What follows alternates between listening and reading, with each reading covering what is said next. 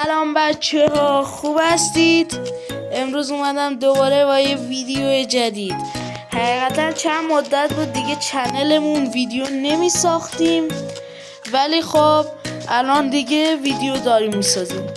یعنی حقیقتا یه مدتی بود که درسام شروع شد. خب من امسال تازه رفتم هفتم و واقعا تعجب کردم که اصلا نمره خب تا حالا اصلا نرفته بودم، یعنی نمیدونستم نمره چه حالتیه و مجبور بودم دائم درس بخونم و یه مدت دیگه چنل رو گذاشتم کنار.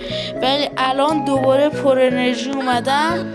اینم اسکین جدیدمه، خودم تونستم این اسکین رو بسازم. شاید حالا فکر کنید که من دارم تقلب میکنم از روی اون داداشمون گیمر فریکرفت. نه بچه ها، من از روی اون اصلا نمیخوام تقلب بکنم. درست اسم چنلم رو گذاشتم فریکرفت و یه اسکینم شبیه مال اون ساختم. اما بچه ها اصلا قصد من این نیست و بچه ها من از خودم ویدیو میسازم و اصلا به ویدیوهای اون داداشمون کار ندارم. اتفاقا هم خیلی ویدیوهاشو خودم هم نگاه میکنم، دوست دارم. من حقیقتا اسکین اون داداشمون رو دیدم، بعدش من اومدم همین اسکین رو ساختم. دقیقا شبیه همونه، عینک و اینا گذاشتم، اما موشو تغییر دادم. اگر دقت کنید موشو تغییر دادم، کفش براش گذاشتم، دستاشو سیاه رنگ ساختم و خلاصه من یه ذره تغییرات ایجاد کردم.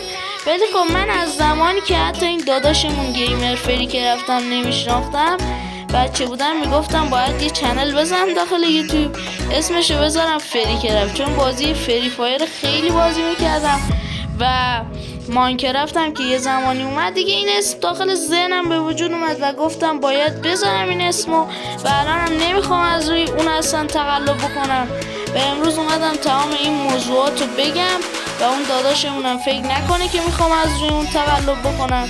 من دیگه دارم از این به بعد ویدیوهای خودم رو کلا میسازم، یعنی اصلا ویدیوهایی هم که قبلا داخل چنلم میدیدید ویدیوهای خودم بود، از کسی بر نمیداشتم.